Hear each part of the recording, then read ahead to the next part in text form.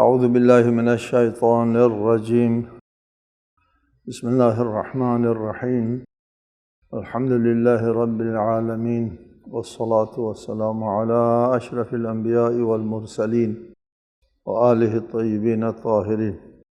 اعوذ باللہ من الشیطان الرجیم فوسوس الیہ الشیطان قال یا آدم هل ادلک علی شجرۃ الخلد وملک لا یبلی۔ سورہ طٰہٰ آیت 120۔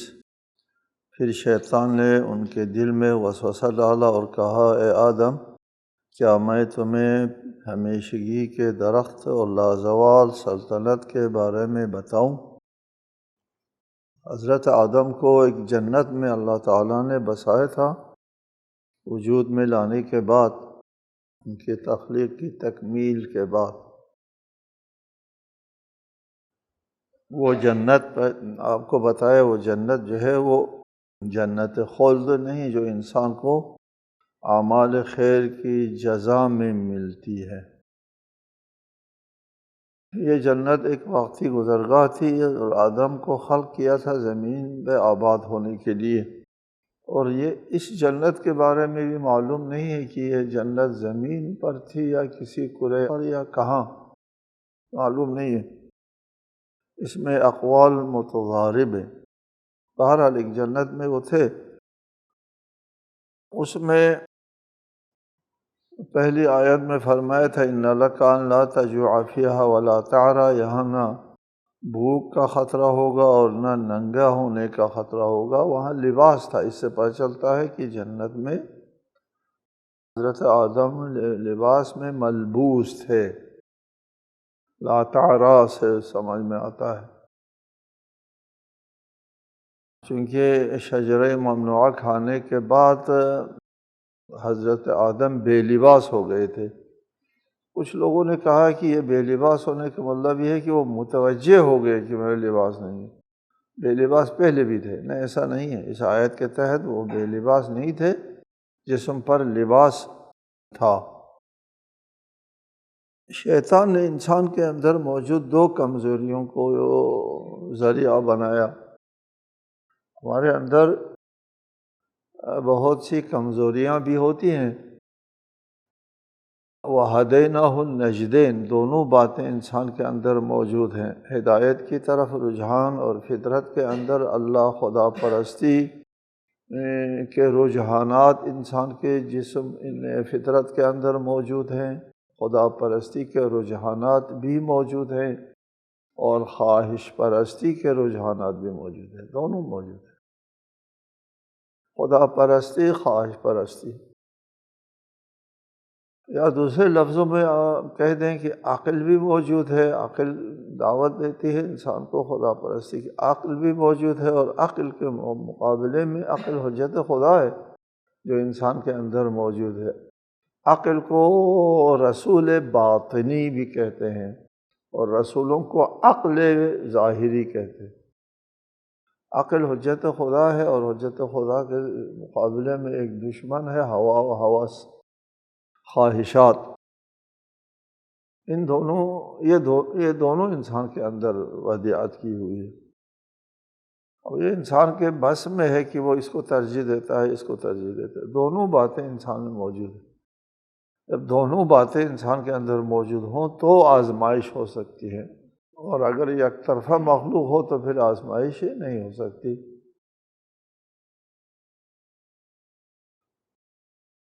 ابلیس کو علم ہے ان باتوں کا۔ ابلیس جنات میں سے ہے، خود جن ہے، جن میں بھی یہ باتیں موجود ہیں۔ لہٰذا ابلیس کو بطریق احسن معلوم ہے کہ انسان کے اندر بھی اور میرے اندر بھی دونوں رجحانات موجود ہیں، خیر و شر دونوں، عقلی بھی اور ہوس دونوں موجود ہیں۔ ابلیس نے انسان کے اندر موجود دو خواہشات کو استعمال کیا۔ ایک بادشاہ سلطنت اور دوسرا ہمیشگی، انسان بقا کو چاہتا ہے۔ حب بقا انسان کے اندر موجود ہے۔ حب ریاست بھی موجود ہے۔ یہ حب بقا جب انسان کے اندر موجود ہے تو پھر انسان کو بقا ملنا چاہیے۔ ہاں جی، انسان کو بقا مل جاتی ہے۔ حضرت علی علیہ السلام نے فرمایا خلقتم للبقاء لا للفنا، تم بقا کے لیے پیدا کیے گئے ہو، فنا کے لیے نہیں۔ ہم نے نابود نہیں ہونا ہے۔ یہ جو ہمارے اندر خواہش ہے، بقا کی خواہش، ایک ایسی چیز کی خواہش نہیں ہوتی جو اصلاً وجود میں ہی نہیں ہے۔ خواہش بتاتی ہے کہ یہ چیز وجود میں ہے۔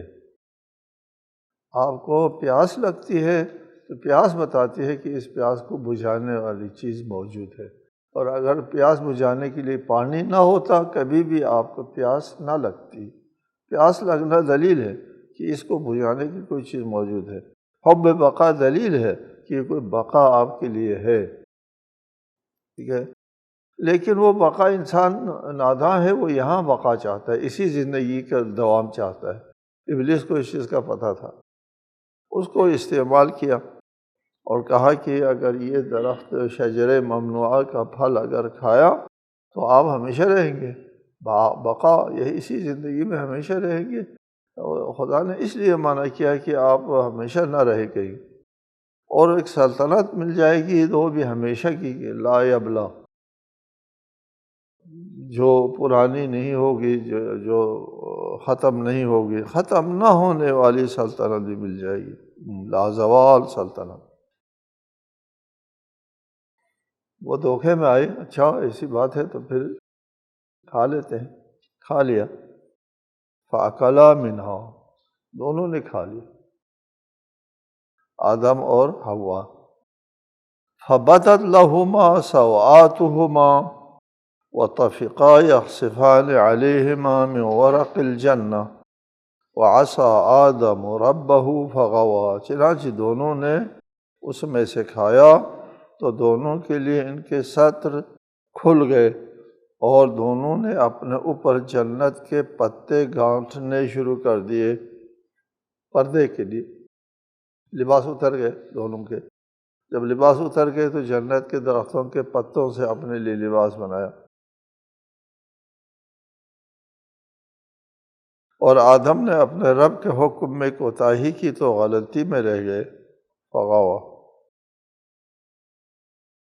یہاں پہ فَأَكَلَا مِنْهَا فَبَدَتْ لَهُمَا سَوْآتُهُمَا، دونوں نے شجر ممنوعہ سے تناول فرمایا، اور فرماتے ہی فوراً ادھر جو ہے وہ لباس اتر گئے، بے لباس ہو گئے دونوں۔ فَأَكَلَا مِنْهُمَا فَبَدَتْ، فائی تفریع ہے، نتیجے کے طور پر، عقل کے نتیجے کے طور پر وہ بے لباس ہو گئے۔ لہٰذا عقل ممنوعہ اور لباس، بے لباس ہونے میں ایک ربط ہے، وہ قدرتی ربط ہے، طبعی ربط ہے۔ ہم اس ربط کو نہیں سمجھ سکے کہ کیا ربط تھا اور کس طرح ہوا کہ ادھر اس درخت کا پھل کھایا اور ادھر لباس اتر گئے۔ فبدت لہما سوآتہما، بے ستر ہو گئے، لباس اتر گئے کھاتے ہی فوراً۔ ان دونوں میں کیا قدرتی طبعی ربط تھا؟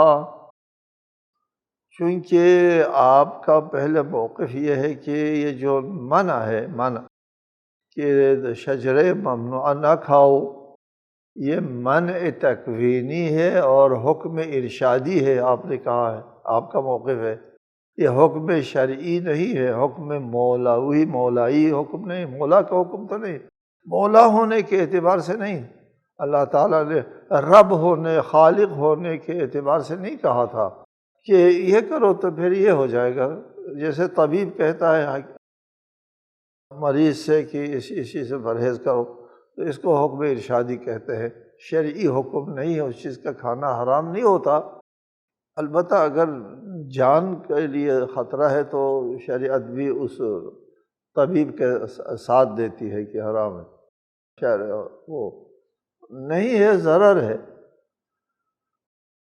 ضرر ہے۔ تو آپ کے لیے جو معمولی ضرر کی چیزیں ہوتی ہیں وہ حرام تو نہیں ہوتی، کیونکہ ڈالڈا کھانا جو ہے وہ آپ کی صحت کے لیے مضر ہے، حرام نہیں ہوتا الا ان کہ وہ قاتل ہو جائے۔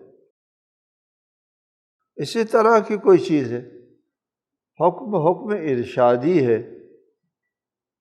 وہ ارشاد کس بات کی طرف ارشاد؟ یہ پھل نہ کھاؤ، یہ پھل کھانے سے آپ بے لباس ہو جائیں گے، آپ یہاں اس جنت میں نہیں رہ سکیں گے، آپ کو زمین پر جانا پڑے گا۔ یہ اس کا قدرتی اثر تھا، قدرتی اثر، نہیں کہ اللہ تعالیٰ نے اس کے اوپر اثر مترتب کیا۔ اگر اللہ نے اثر مترتب کیا تو سزا ہو جائے گی، سزا کا مطلب وہ حکم تکلیفی ہو جائے گی، تکلیفی کا مطلب حضرت آدم اس بہشت میں بھی مکلف ثابت ہو جائیں گے، ایسا نہیں ہے، وہ وہاں مکلف نہیں تھے ابھی، اور عالم تکلیف میں ان کو نہیں اتارا تھا، مکلف نہیں تھے، تو پھر وہ حکم جو حکم تکلیفی نہیں تھا، جب حکم تکلیفی نہیں تھا تو حکم ارشادی تھا، اس پھل کے کھانے کا قدرتی نتیجہ بے لباس ہونا تھا، یہی سمجھ میں آتا ہے۔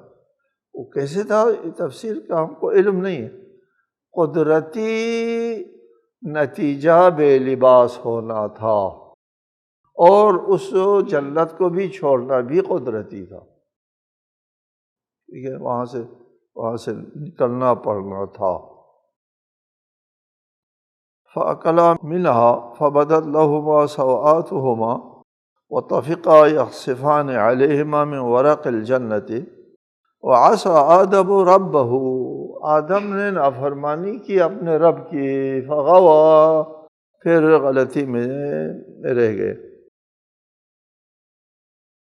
یہ جو عصا ہے عصیان امر ارشادی کا عصیان ہے، امر تشریعی کا عصیان نہیں ہے کہ آپ کی طرف سے یہ اعتراض آئے کہ انبیاء معصوم ہوتے ہیں، انبیاء سے گناہ سرزد نہیں ہوتے، حضرت آدم نبی تھے تو یہ گناہ سرزد کیوں ہوا؟ نہیں، حضرت آدم ابھی عالم تکلیف میں نہیں اتارا گیا تھا، باقی انبیاء اسی سرزمین کے اوپر پیدا ہوتے ہیں، اسے آدم تکلیف میں پیدا ہوتے ہیں، حضرت آدم تکلیف میں پیدا ہی نہیں ہوئے تھے، اب کسی اور جگہ پر تھے، اس جگہ کی تفصیل کا ہم کو علم نہیں ہے، بہرحال عالم تکلیف میں نہیں تھے۔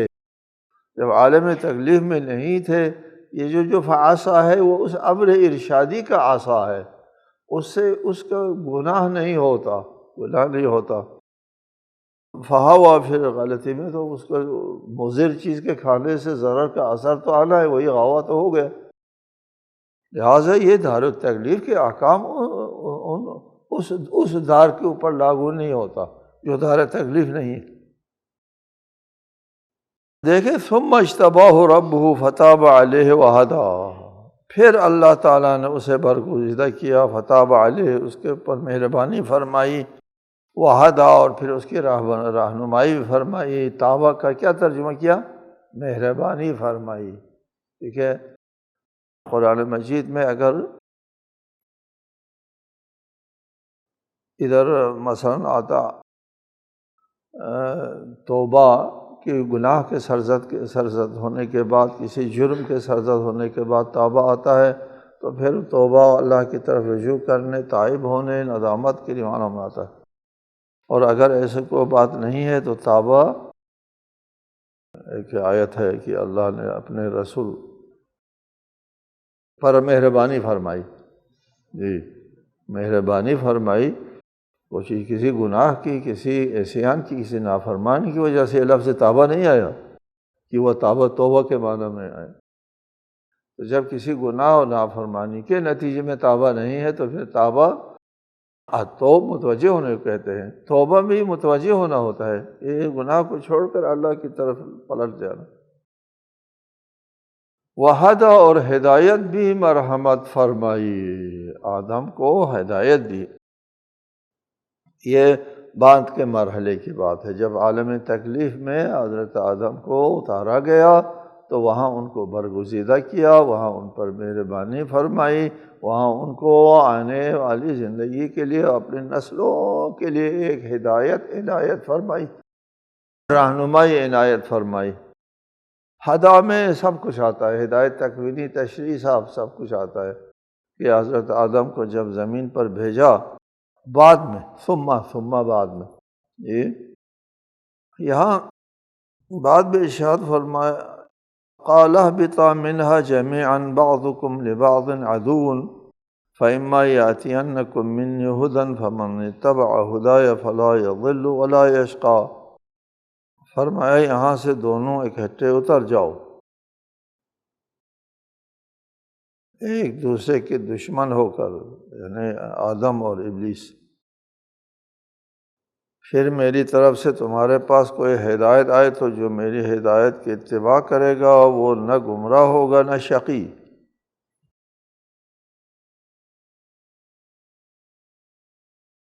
حکم ہوتا ہے، یہ حکم بھی حکم تکلیفی نہیں، حکم تکوینی ہے۔ اس وحش سے، اس پھل کے کھانے کی وجہ سے جہاں بے لباس ہو گئے تھے، وہاں اس جگہ کو بھی چھوڑنا پڑتا تھا۔ وہ شجر ممنوعہ کھانے کے بعد وہاں رہنا ممکن نہیں ہونا تھا۔ تفصیل ہم نہیں جانتے، پہلے بتایا آپ کو پھل کھانے اور بے لباس ہونے میں کیا ربط ہے، تفصیل سے ہم واقف نہیں ہیں۔ اسی طرح پھل کھانے، اس شجر ممنوعہ سے کھانے اور وہاں سے جگہ چھوڑنا پڑنے میں کیا ربط ہے، کیا لازم و ملزوم ہے، علت و معلول ہے، اس کو ہم نہیں جانتے۔ بہرحال قرآن کی تعبیر یہ بتاتی ہے، صراحت ہے تقریباً، کہ اس کے کام کے ہونے سے یہ ہو گیا۔ جی یہ حکم تکوینی ہے، ارشادی ہے، منہا جمیعا بعضکم لبعض عدو، ابلیس اور آدم آپس میں دشمن بن کر جاؤ ادھر لڑائی کرو۔ عالم تکلیف میں فَإِمَّا يَأْتِيَنَّكُم مِّنِّي هُدًى، دیکھیں اب میرے پاس سے تمہارے پاس آ جائے گی ہدایت۔ اب تکوینی کی بات ختم ہوتی ہے، تشریعی بات شروع ہو جاتی ہے۔ يَأْتِيَنَّكُم مِّنِّي هُدًى، میری طرف سے کوئی ہدایت کی بات آتی ہے، فَمَنِ اتَّبَعَ هُدَايَ فَلَا يَضِلُّ وَلَا يَشْقَى، جو میری ہدایت کی پیروی کرتا ہے وہ گمراہ ہوتا ہے، نہ بدبخت ہوتا ہے، شقی ہوتا ہے۔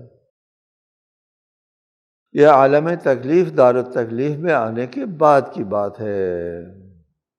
فَإِمَّا يَأْتِيَنَّكُم مِّنِّي هُدًى، یہ عالم تکلیف کی بات ہے۔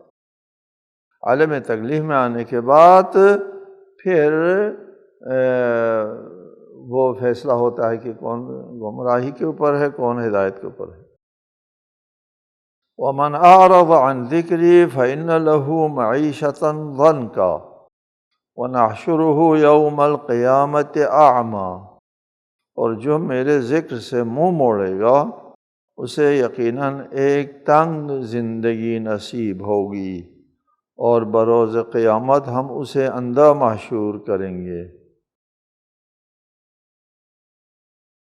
اس وقت حضرت آدم جو نسل انسانی کو زمین کے اوپر بسایا جا رہا تھا، اس وقت سب سے پہلے جو انسان کو درس دیا، ذوق زندگی اور طرز حیات سکھایا، کس طرح زندگی کرنا ہے، ادھر آرام کی، سکون کی زندگی کرنا ہے زمین کے اوپر، اس کا طریقہ بتا دیا۔ شروع میں پہلا سبق اور پہلا درس یہ تھا، کیا؟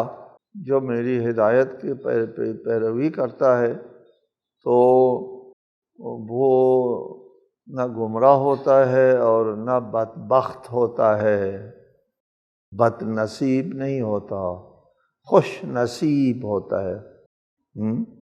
لا یشقا، شقاوت میں، بدبختی میں، بد نصیبی میں مبتلا نہیں ہوتا، بہتر زندگی گزارتا ہے، آرام اور سکون کی زندگی گزارتا ہے۔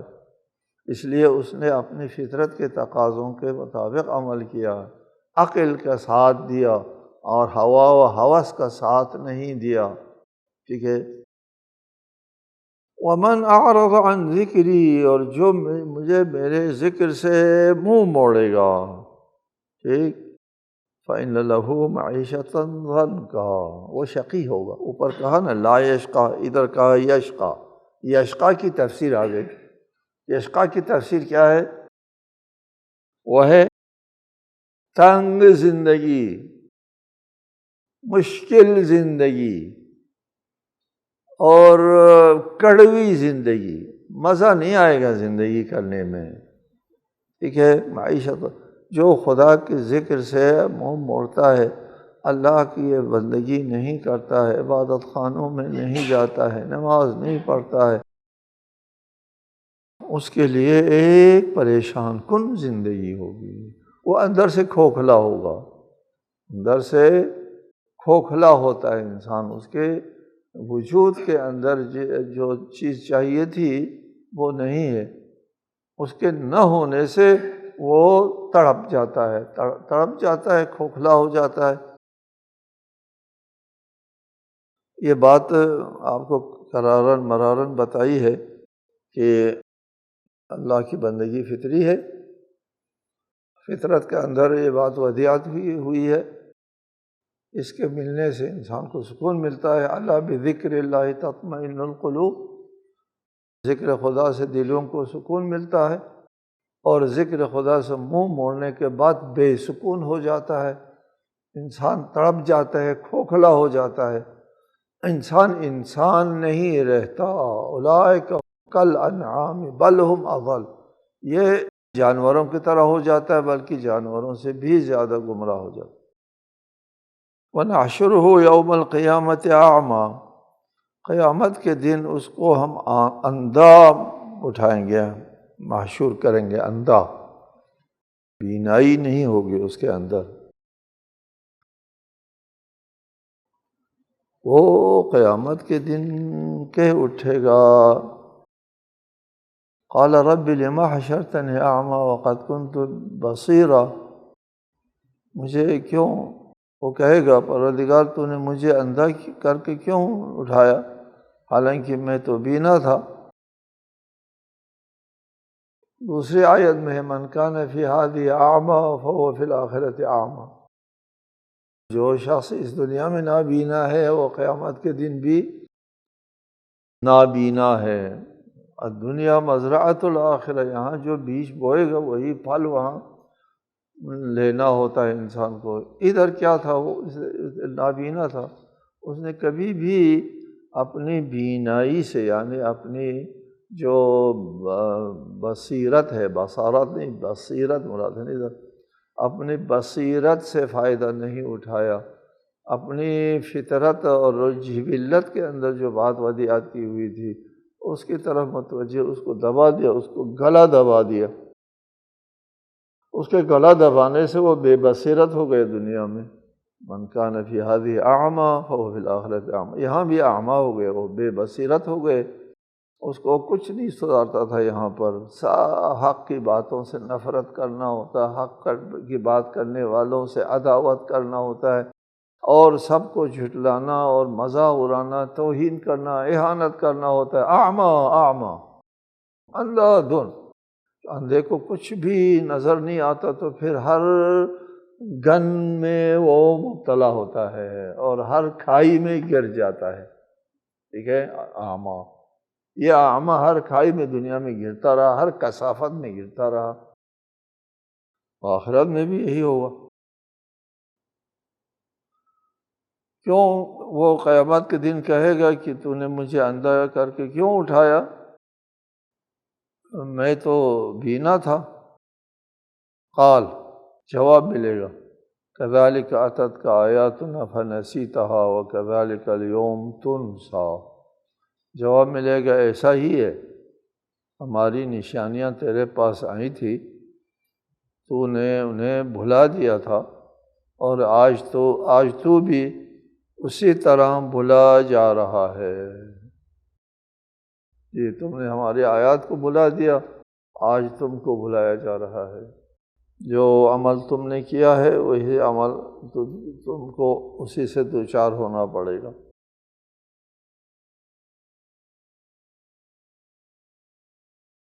یعنی ہماری طرف سے ہدایت آئی، تمہارے اندر وجود کے اندر بھی، اور بیرونی ہدایت آئی انبیاء علیہ السلام کے ذریعے، ان سب کو تم نے بھلا دیا، فراموش کر دیا۔ صفحہ وجود تمہارے ذہن کے صفحے اس کا کوئی وجود نہیں تھا، تو آج بھی تم کو بھلا دیا جائے گا۔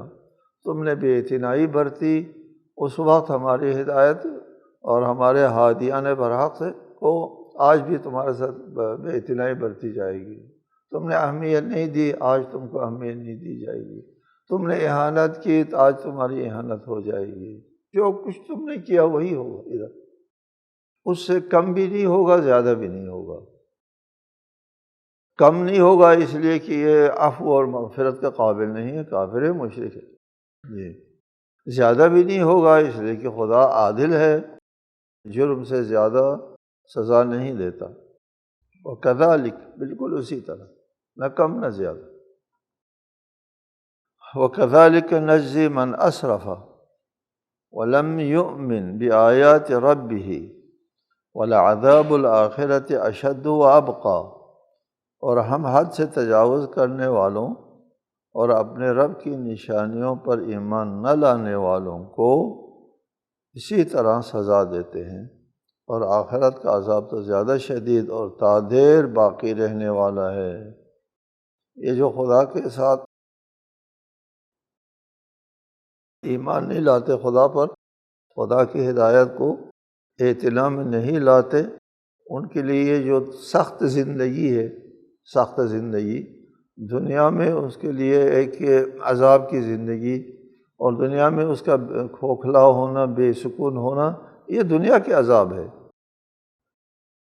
کذالک نجزی، یہ ہم سزا دے رہے ہیں، من اس شخص کے لیے اسرفا، جس نے تجاوز کیا، حد سے زیادہ، حد سے آگے نکل گیا، ولم یؤمن بآیات ربی، اللہ کی نشانیوں کے اوپر ایمان نہیں لایا، یہ یہاں کا عذاب ہے۔ عذاب آخرت تو اشد و ابقیٰ ہے، وہ تو اس سے بھی زیادہ شدید ہے، اور وہ ہمیشہ رہنے والا عذاب ہے، وہ ختم ہونے والا عذاب نہیں ہے۔